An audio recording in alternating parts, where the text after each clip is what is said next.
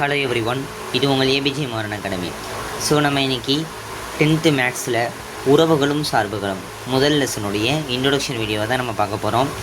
நம்ம சேனலில் இது வரைக்கும் முடிஞ்ச அளவுக்கு சயின்ஸில் இம்பார்ட்டண்ட்டான சாப்டர்ஸ்லாம் கவர் பண்ணியிருக்கோம். இதுக்கடுத்து பூராமே பயாலஜி, ஸ்வாலஜி அந்த மாதிரி உங்களுக்கு நீங்களாக ஓனாக படிக்கக்கூடிய தியரி கான்செப்டாக இருக்கும். இருந்தாலும் இதில் எனக்கு டவுட் இருக்குது அப்படின்னு சொன்னீங்கன்னா கமெண்ட் பண்ணுங்கள். நான் அதுக்கான வீடியோவை நான் அப்லோட் பண்ணுறேன் சயின்ஸுக்கு. ஸோ இனிமேல் நம்ம மேக்ஸில் கொஞ்சம் கான்சன்ட்ரேஷன் செலுத்துவோம். ஃபஸ்ட் எடுத்தோடனே ஈஸியாக இருக்கட்டும்னு சொல்லி நம்ம சயின்ஸை கொஞ்சம் பார்த்தோம். சயின்ஸில் ஃபிசிக்ஸ், கெமிஸ்ட்ரி, மேக்ஸை ஓரளவுக்கு கவர் பண்ணியிருக்கேன். இன்னும் லெசன்ஸ் இருக்குது, மின்னோட்டவியல் இருக்குது, வெப்பவியல் இருக்குது, அது பார்ப்போம். இனி வர டேஸில் அதுக்கும் வீடியோ போடுவோம். இப்போ நம்ம 10th மேக்ஸை ஸ்டார்ட் பண்ணிடுவோம். உறவுகளும் சார்புகளும். ஸோ நமக்கு இப்போ ஸ்கூல் ஆரம்பிக்க போகிறனால மேக்ஸில் நீங்கள் ஆல்ரெடி நிறைய பேர் படிக்க ஆரம்பிச்சிருப்பீங்க. இருந்தாலும் இது உங்களுக்கு ஒரு சின்ன இன்ட்ரொடக்ஷன் மாதிரி நான் கொடுக்குறேன். நெக்ஸ்ட் வீடியோவில் இதோட ஃபார்முலாஸ் அதெல்லாம் பார்ப்போம். இம்பார்ட்டண்டான மேக்ஸ் சம்ஸை நம்ம போட்டு பார்ப்போம். ஸோ இன்ட்ரொடக்ஷன் பாருங்கள். ஃபஸ்ட் எடுத்தோடனே கார்ட்டீசியன் பெருக்கல் தான் கொடுக்குறாங்க. A × B, B × A. Cartesian பெருக்கல்னால் வேறு எதுவும் கிடையாது. ரெண்டு சார்புகளையும், அதாவது இது ரெண்டையும் தனித்தனி கனமாக எடுத்துக்கிறேன். இது ரெண்டையும் நான் ஒன்றா சேர்த்து ஒரு ரிலேஷனை கொண்டு வரணும். இப்போ உதாரணத்துக்கு ஏன்றது 1 2 3, பின்றது ஏபினா A × B அப்படின்னா நான் அதை எப்படி எழுதணும்னா 1, 2, 3 கிராஸ், இதை கிராஸ்ன்னு தான் சொல்லணும், A, B. இதை நான் சேர்த்து எழுதுகிறப்ப எனக்கு எப்படி கிடைக்கும்னா ப்ராக்கெட்டில் மென்ஷன் பண்ணணும். 1, A, 1, B, 2, A, 2, B, 3, A, 3, B. செட்டை க்ளோஸ் பண்ணுவோம். இதுதான் உங்களுக்கு என்னென்னா A × B, அதாவது A இது B இதுன்றப்ப உங்களுக்கு A × Bன்றது இப்படி தான் உங்களுக்கு செட்டு கிடைக்கும். இந்த இடத்துல உங்களுக்கு புரியும். இந்த ரெண்டு செட்டையும் நான் தொடர்பு படுத்தியிருக்கேன். ஒரு உறவை நான் இந்த இடத்துல கொண்டு வந்திருக்கேன். 1 ஏன்னு சொல்லி 1ஐயும் ஏவையும் நான் தொடர்பு படுத்தியிருக்கேன். 2ஐயும் பியையும் நான் தொடர்பு படுத்தியிருக்கேன். 3ஐயும் ஏவையும் நான் தொடர்புபடுத்தியிருக்கேன். 3ஐயும் பியையும் நான் தொடர்புபடுத்தியிருக்கேன். இந்த இடத்துல நான் இவங்க ரெண்டு பேருக்கும் இடையில் ஒரு ரிலேஷன்ஷிப்பை நான் க்ரியேட் பண்ணி வச்சுருக்கேன். அதை தான் அடுத்து நம்ம பார்க்க போகிற உறவுகளில் பார்ப்போம். ஸோ இதில் இன்னொரு கான்செப்ட் என்னென்னா A × Bயும் B × Aவும் எப்போவுமே ஈக்குவலாக இருக்காது. நான் A × B 1, ஏன்னா B × A A, 1 வரும். டோட்டலே சேஞ்சு. நீங்கள் சொல்லலாம் 1, A அது A, 1 தானே, கரெக்டு தானே அப்படின்னா அதான் கிடையாது. உங்களுக்கு புரிகிற மாதிரி நான் எக்ஸாம்பிள் சொல்லணும்னா 1, 0வும் 0, 1ன்னு சொல்கிறேன். இது ரெண்டும் ஒன்றான்னு கேட்டால் நிச்சயமாக கிடையாது. இதை நான் கார்ட்டீசியன் டயக்ராமில் நான் வரைகிறப்ப 1, 0னா இங்கே வரும், 0, 1னா இங்கே வரும். இப்போ சொல்லுங்கள், இது ரெண்டும் ஒன்றா? கிடையாது. அப்போ உங்களுக்கு ஒரு சின்ன XY ஆக்சஸ் மாறினால மொத்தமாக டோட்டலாக சேஞ்ச் ஆகிரும். ஸோ அதனால் எப்போவுமே ஈக்குவலாக இருக்காது. ஆனால் நம்பர் ஆஃப் A × Bயும் நம்பர் ஆஃப் B × Aவும் ஈக்குவலாக தான் இருக்கும்.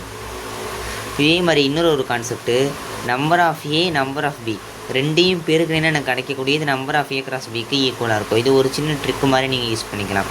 உதாரணத்துக்கு ஏல பார்த்தீங்கன்னா நம்பர் ஆஃப் A இந்த இடத்துல 3, ஏன்னா 3 எலமெண்ட்ஸ் இருக்குது. நம்பர் ஆஃப் B இந்த இடத்துல 2, 1, 2. ஸோ 2 இருக்கிறதுனால 2 எலமெண்ட்ஸ் இருக்குது. நான் 3 2யும் பெருக்கிறேன். 3 × 2 எனக்கு 6ன்னு சொல்லி கிடைக்கும். இந்த இடத்துல இதை நான் என்றேன் 1 2 3 4 5 6. A × B எத்தனை கிடச்சிருக்கு? 6 கிடச்சிருக்கு. அப்போ எனக்கு பாருங்கள், number of A × number of B = number of A × Bன்னு சொல்லி எனக்கு கிடைக்கிது. இது ஒரு சின்ன ஒரு ட்ரிக்கு மாதிரி நீங்கள் யூஸ் பண்ணிக்கலாம். நிறைய இடத்துல நீங்கள் செஞ்சது தப்பாக சரியான்னு சொல்லி டவுட் வர்றப்ப இதை வச்சு நீங்கள் செக் பண்ணிக்கலாம். இப்போ அதுக்கடுத்து நம்ம பார்க்க போகிறது ரிலேஷன், உறவுகள். அதாவது ஒவ்வொரு எலமெண்ட்டையும் இன்னொரு எலமெண்ட்டோட நான் ஒரு குறிப்பிட்ட ரிலேஷனை கொடுக்குறேன்னு சொல்லிட்டேன். கார்ட்டீசியன் பெருக்கல் தான் இந்த ரிலேஷனை க்ரியேட் பண்ண எனக்கு ஒரு காரணமாக அமையுது. இந்த இடத்துல எனக்கு உறவுகள் அப்படின்றப்ப சம்திங், ஏதோ ஒரு ரிலேஷன்ஷிப் இது ரெண்டுத்துக்கு இடையில் இருக்குது. இப்போ நம்ம எடுத்துக்கிட்ட இதையே பார்த்துக்கிட்டோம்னா 1 அப்படின்றது ஏவோடைய தொடர்பில் இருக்குது, பியோட தொடர்பில் இருக்குதுன்னு சொல்லி நம்ம ஒரு ரிலேஷனை க்ரியேட் பண்ணோம். இந்த மாதிரி ரெண்டுக்குள்ளேயும் இருக்கக்கூடிய சம்திங், ஒரு கனெக்ஷனை தான் நம்ம உறவுகள்னு சொல்லுவோம். இதில் மொத்தம் 3 முக்கியமான டேர்மை நம்ம பார்ப்போம். மதிப்பகம், வீச்சகம், துணை மதிப்பகம். இந்த 3 டேர்ம்ஸும் ரொம்ப ரொம்ப இம்பார்ட்டண்டான டேர்ம்ஸ். உங்களுக்கு இதை வச்சு கம்பல்சரியாக கொஷின் கேட்பாங்க. 5 மார்க் கொஷினில், 3 மார்க் கொஷினில், 2 மார்க் கொஷினில் கூட உங்களுக்கு இதை வச்சு கேட்பாங்க. மதிப்பகம் என்ன, வீச்சகம் என்ன, துணை மதிப்பகம் என்ன கண்டுபிடின்னு சொல்லி. ஸோ அதுக்கு ஃபஸ்ட்டு உங்களுக்கு மதிப்பகம்னு என்னென்னு தெரிஞ்சிருக்கணும். மதிப்பகம்னு வேறு எதுவும் கிடையாது, முதல்ல இருக்கக்கூடிய இவன் தான் மதிப்பகம், ரெண்டாவது இருக்கக்கூடிய இவர் தான் துணை மதிப்பகம். அப்போ வீச்சகம்னா என்னது?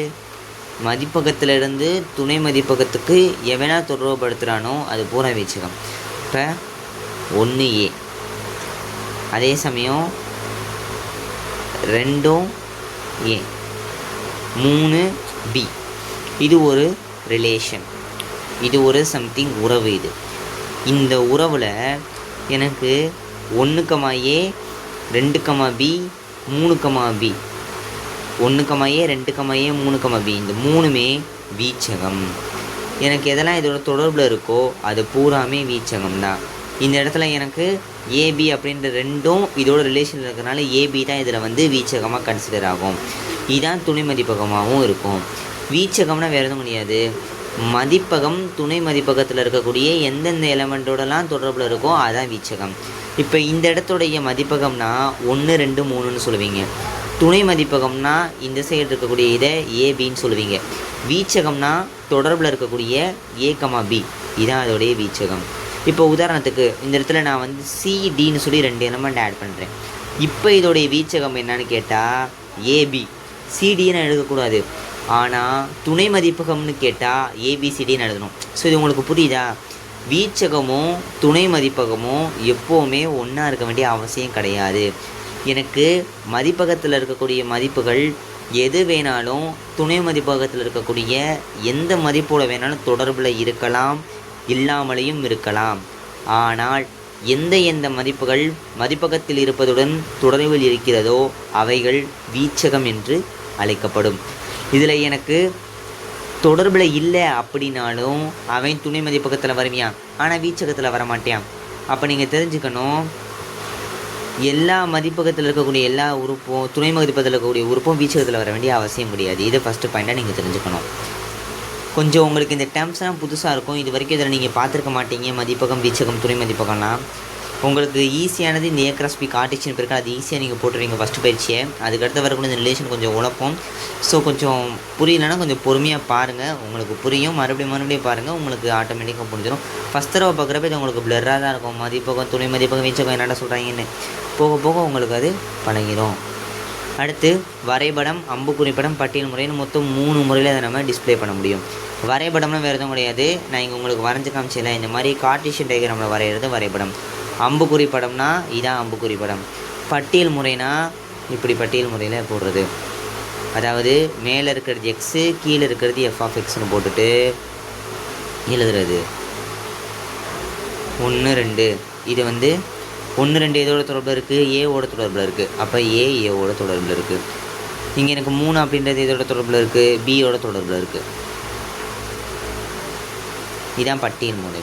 இந்த மாதிரி தான் பட்டியல் முறையில் நம்ம பட்டியல்படுத்த முடியும். இதை வச்சுட்டு நம்ம இந்த கார்ட்டீசியன் பெருக்கலை ஈஸியாக போட்டலாம். அதுக்கடுத்து முக்கியமான கான்செப்ட் ஃபங்க்ஷன்ஸ், சார்புகள். நான் ஃபஸ்ட் தடவை பார்க்கும்போது இந்த எனக்கு ஃபங்க்ஷன்ஸ் கான்செப்ட் சுத்தமாக புரியலை, ஓகேவா? ஸோ ஆக்சுவலாக நான் படிக்கும் போதெல்லாம் ஃபங்க்ஷன்ஸ் கான்செப்ட் எனக்கு உண்மையிலேயே அவ்வளோ டிஃபிகல்ட்டாக இருந்துச்சு. பட் போக போக அந்த நீங்கள் கொஞ்சம் அண்டர்ஸ்டாண்ட் பண்ணிங்கன்னா உங்களுக்கு ஈஸியாக இருக்கும். உங்களுக்கு அப்படி தான் இருக்கும். ஏன்னா இவ்வளோ காலமாக நீங்கள் என்ன தான் மேக்ஸ் படிச்சிருந்தாலும் இதெல்லாம் உங்களுக்கு வந்து அண்டர்ஸ்டாண்டிங் கான்செப்ட், இது ஈஸியாக அண்டர்ஸ்டாண்ட் ஆகாது, ஓகேவா? இது கொஞ்சம் கஷ்டமாக தான் இருக்கும். ஏன்னா ஃபஸ்ட்டு படம் 10th ஃபஸ்ட் லெசன்லேயே கொஞ்சம் அண்டர்ஸ்டாண்டிங் கஷ்டமாக இருக்கிற மாதிரி இருக்கே அப்படின்னு சொல்லி பார்க்காதீங்க. ஈஸியாக தான் இருக்கும். ஒரு சில மாணவர்கள் இது எளிமையாக புரிஞ்சுக்குவாங்க, ஆனால் நிறைய பேர் கொஞ்சம் இதில் ஸ்ட்ரகிள் ஆவாங்க. புரிஞ்சுக்கிட்டாலும் கூட இதோட அர்த்தத்தை முழுசாக புரிஞ்சுக்க மாட்டாங்க. சார்புகளா, இதுதான் சார்பு, அவ்வளோதான் அவங்களுக்கு தெரியுமே தவிர அதோடைய உள்ளர்த்தம், அதோடைய லாஜிக்கான திங்ஸ் யாருக்கும் புரியாது. அதை புரிஞ்சுக்க ட்ரை பண்ணுங்கள், ஓகே? ஸோ ஃபஸ்ட் திங் இதில் நான் கொடுத்துருக்கேன், all functions R relation but all relations R not functions. சார்புகளை இங்கிலீஷில் ஃபங்க்ஷன் சொல்லுவோம். எல்லா ஃபங்க்ஷனும் ரிலேஷன் தான். அதாவது எல்லா சார்புமே ஒரு உறவை தான் குறிக்கும், ஆனால் எல்லா உறவும் ஒரு சார்பான்னு கேட்டால் அது கிடையாது.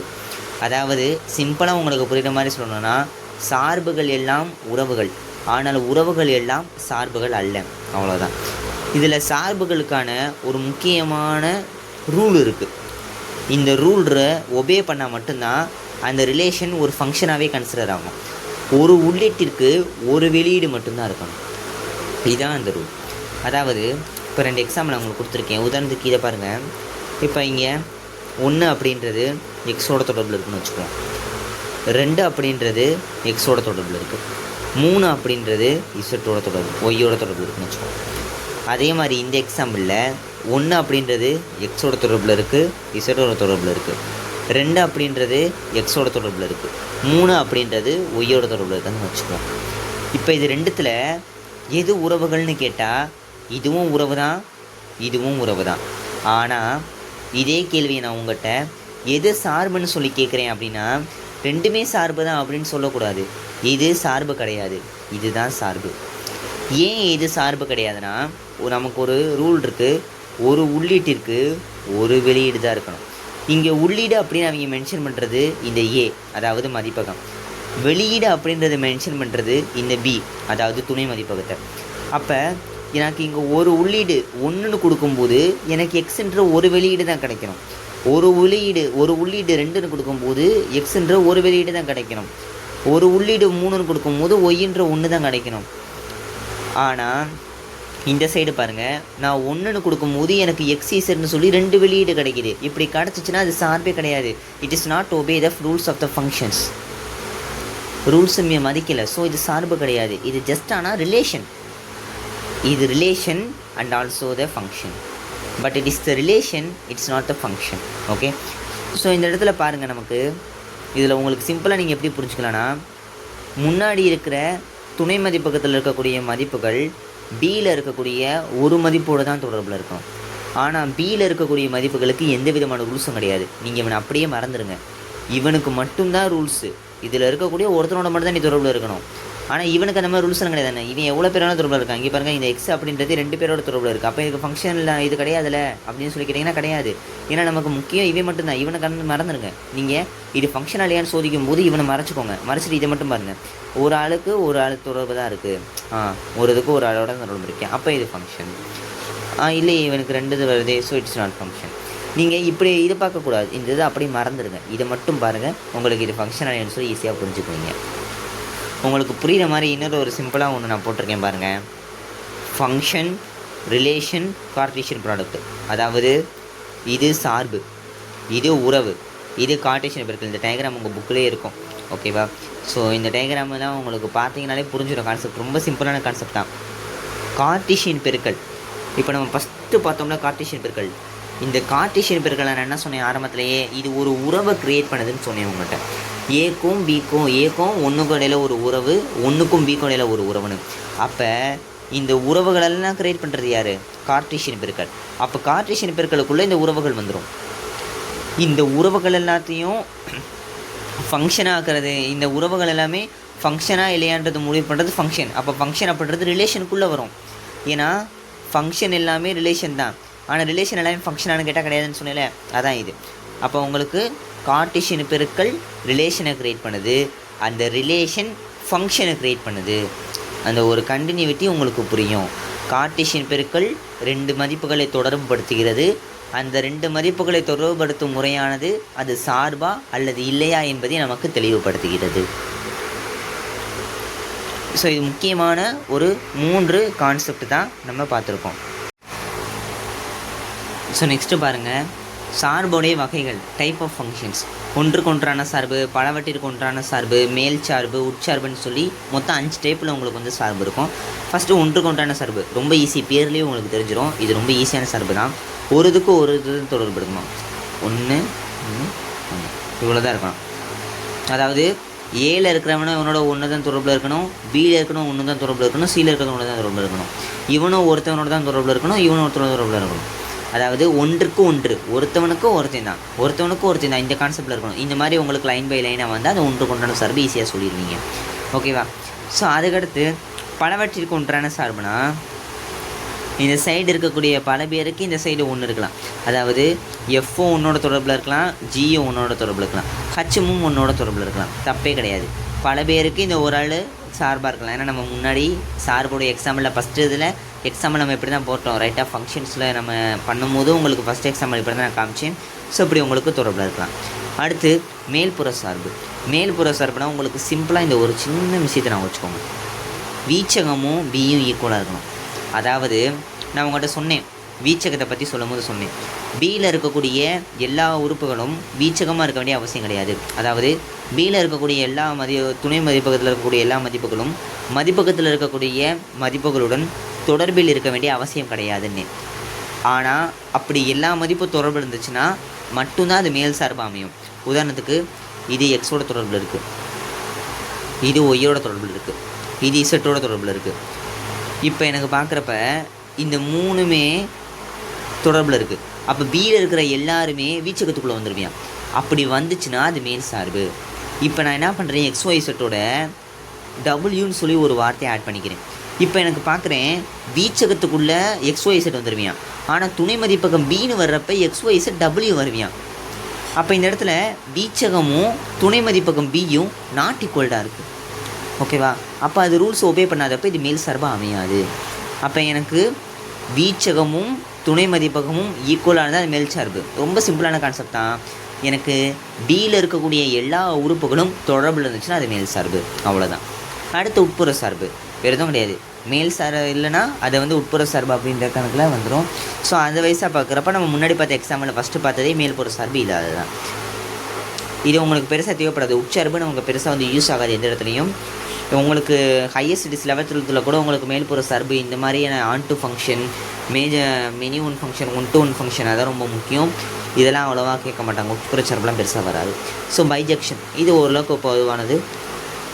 1 and 1 இருக்கணும், ஆன் டு ஃபங்க்ஷனாக இருக்கணும். அதாவது இப்படி இருக்கணும்னு அர்த்தம். ஒருத்தனுக்கு ஒருத்தன் தான் இருக்கணும். அதே சமயம் எல்லா பியில் இருக்கிற எல்லா உறுப்பும் ஏவோட தொடர்பில் இருக்கணும். ஓகேவா? இருப்புற சார்புனா இதான் 2 தான் சேர்க்குறோம். ஒன்றுக்கு ஒன்றான சார்பாக இருக்கணும்.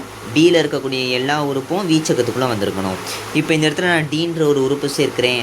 இது எனக்கு இருப்புற சார்பான்னு கேட்டால் கிடையவே கிடையாது. இது உட்புற சார்பாக மாறிடும். இல்லை இந்த இடத்துல நான் என்ன பண்ணிக்கிறேன்னா 4 அப்படின்ற ஒரு நம்பரை சேர்த்து 4 சியோட தூரப்படுத்துகிறேன். இப்போ இது இருப்புற சார்பான்னு கேட்டால் கிடையாது. ஏது இருப்புற சார்பு கிடையாது? ஃபஸ்ட்டு விஷயம் இவன் வீச்சகத்தில் இல்லை, வீச்சகமும் பியும் ஈக்குவலாக இல்லை. அப்போ ஆன் டு அப்படின்ற ரூல்ஸ் உடஞ்சிருது. இன்னொன்று விஷயம் இது ஒன்றுக்கு ஒன்றான சார்பு கிடையாது. அப்போ இதுவும் உடஞ்சிருது. ஓகேவா? ஸோ அப்போ இதான் இருப்புற சார்பு. 1 to 1 இருக்கணும், ஆன் டூவும் இருக்கணும். அதுக்கடுத்த சோதனைகள் உங்களுக்கு 2 சோதனை தான். இது உங்களுக்கு பயிற்சி கணக்கில் கொடுத்துருக்காங்க. ஃபஸ்ட்டு கணக்காகவே தான் வரும். இது ரொம்ப சிம்பிளான கான்செப்ட் தான். பட் இதெல்லாம் இது ஒரு கான்செப்ட் தான், தெரிஞ்சுக்கோங்க.